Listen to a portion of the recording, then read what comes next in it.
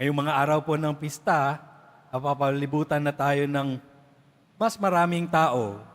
Pero sa dami nga ng mga tao, natanong ba natin, ano kaya ang hinahanap nila? Ano kaya ang hinahanap mo? Sa ating ebanghelyo ngayong araw, narinig natin na napakaraming tao ang sumunod kay Jesus. Pagod sila, gutom, at tulad natin, naghahanap ng higit pa sa buhay. Nakita ito ni Jesus at nahabag siya sa kanila. Hindi niya sila tiningnan bilang abala o disturbo, kundi bilang mga tupang walang pastol, mga individual na tao na may mga nangangailangan. Dito po sa Quiapo, parang ganito rin ang eksena, di ba? Di pa ngayon, pero mamaya, napakaraming tao na ang nagtitipon. Kagabi po, nagumpisa na rin ang pahalik sa Quirino Grandstand. Ayun po, may nagpipila na rin po doon.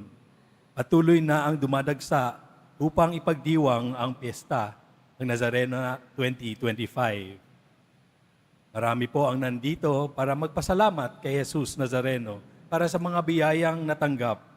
Pero marami rin ang tulad ng mga tao sa Ebanghelyo na may mabibigat na dinadala, naghahanap ng kagalingan, himala o pag-asa. Ang bawat isa ay may dalang malalim ng pagkakagutom para sa pisikal na pangailangan o kahulugan sa buhay. Ngayon narinig natin rin sa Ebanghelyo na hindi lang naawa si Jesus sa kanila, kundi kumilos din siya. Tinuruan niya ang mga tao ng maraming bagay. Pinapakain niya ang kanilang kaluluwa sa salita ng Diyos. Hindi ba ito rin yung ginagawa natin sa bawat misa? Tuwing nakikinig tayo sa salita ng Diyos, hindi lamang sa pagbasa, kundi pati na rin sa homilya, pati na rin sa buong misa. Pero hindi lang si Jesus tumigil doon. Nung ipaalala ng mga alagad na gutom na ang mga tao, hinamon niya sila, bigyan ninyo sila ng makakain. Ang hamong ito ay hindi lang para sa mga alagad, kundi para sa atin rin.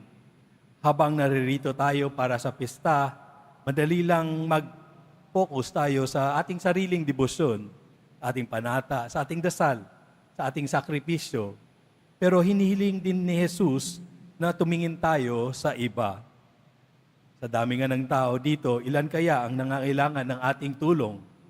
Ilan kaya ang gutom? Hindi lang sa pagkain, kundi sa pag-asa. At ano kaya ang miambag natin upang sila'y mapakain? Bigyan ninyo sila ng makakain, sabi ni Jesus. Hindi ba ito ang tawag niya sa ating lahat? Pero paano natin ito magagawa? Paano tayo makabigay kung tayo rin ay may kakulangan, di ba? Ito rin ang tanong ng mga alagad. Anong sinabi nila? 5 tinapay lang po at 2 isda ang meron kami. Paano ito magkasa sa 1,000-libo? Ngunit kinuha ito ni Jesus, ang maliit na alay nila, pinasbasan at pinarami upang mapakain ang 1,000-libo. Ganito rin ang ginagawa ni Jesus araw-araw sa ating misa, sa Eucharistia. Dinadala natin sa altar ang simpleng tinapay at alak at ito'y binabago niya upang gawing kanyang katawan at dugo. Ang espiritual na pagkain na nagbibigay lakas sa atin. Pinapaalala sa atin ng Eucharistia na si Jesus ang pinagmulan ng awa at pagkalinga. At sa parehong paraan, tinatawag din tayo na ialay ang anumang meron tayo. Walang maliit na alay kapag inilagay ito sa kamay ni Jesus. Kahit simpleng bagay, oras para makinig, isang ngiti, isang baso ng tubig, ay kayang gamitin ni Jesus upang magbigay buhay sa iba. Kaya ang tanong, ano kaya ang kaya mong ialay? Bilang mga deboto ni Jesus Nazareno, kailangan nating pagnilayan kung ano ang ibig sabihin ng sumunod sa Kanya. Si Jesus na tinatanggap natin sa banal na komunyon ay ang parehong Jesus na nagpakain sa 1,000-libong tao.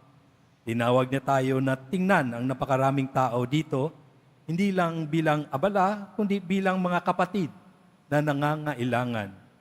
Kahit simpleng kilos ng kabutihan ay maaring maging daan upang madama nila ang pag-ibig ni Jesus Nazareno. Isang bagay ang tiyak, bawat isa sa mga taon dito ngayon ay may dalang kwento. Bawat isa ay mahalaga kay Jesus. Kaya tanungin natin ang ating sarili, paano ko maipapakita ang pag-ibig ni Jesus Nazareno sa iba, kahit sa simpleng paraan? Narinig natin sa unang pagbasa na sinabi doon, ito ang pag-ibig. Hindi sa inibig natin ang Diyos, kundi tayo mismo, tayo ang inibig niya at sinugo ang kanyang anak upang maging handog sa ikapapatawad ng ating mga kasalanan. Ang pag-ibig ng Diyos ay hindi makasarili. Ito ay buhay na nagbibigay ng sarili. Tulad ng pagpapakain ni Jesus sa libo-libong tao, pinapakain din niya tayo sa Eucharistia upang tayo rin ay maging pagkain para sa iba. Sinabi ni Jesus, bigyan ninyo sila ng makakain.